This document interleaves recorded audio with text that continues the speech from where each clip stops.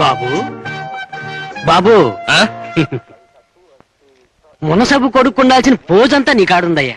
ఎప్పుడు చూసినా మల్లెపూలాగా మడత నలకుండా ఉంటావు. పొరపాటు. నలగటం మల్లెపూ లక్షణం, నలగకుండా ఉండటమే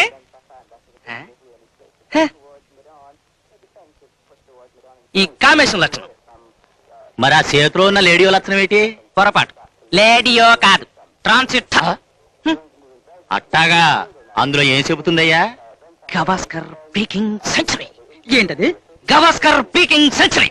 వారిని ఏమ తెలుగులో చెప్పబోయా, రోజులు మారిపోయాయి.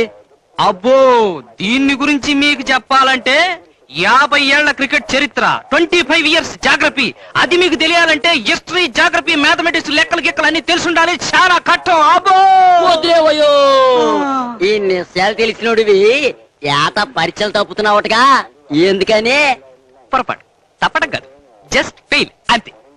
ఇంటర్మీడియట్ అంటే అదేదో సినిమాలో హీరో ఇడియట్ అని తిట్టాడు, అదేనా?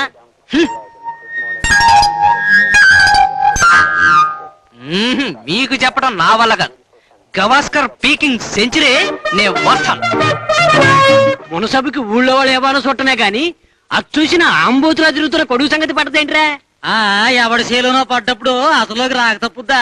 పడితే మాత్రం అడిగేవాడేవడరా? ఊరంతా వెనకమాల మోగేవాళ్లే గాని ముందు నోరెత్తే మోగాడే లేకపోయా.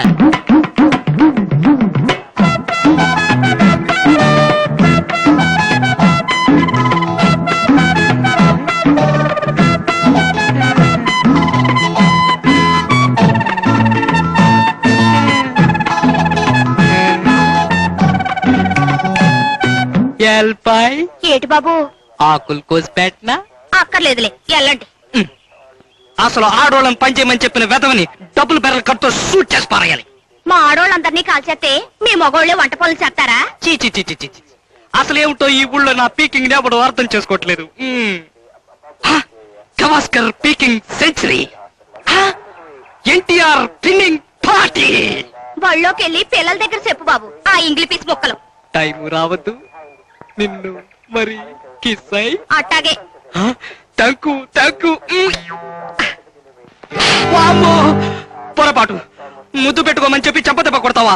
నిన్ను ముద్దెట్టుకోమని బుద్ధిగల ఆడది ఎవరితే చెప్పదు. ఏలే ఇప్పుడు నిన్ను బలవంతంగా ముద్దు పెట్టుకుంటే నువ్వేం చేస్తావు? ఏం చెప్తానా? ఒరే రావుడు, అమ్మో, గొర్రె పొట్టేలు.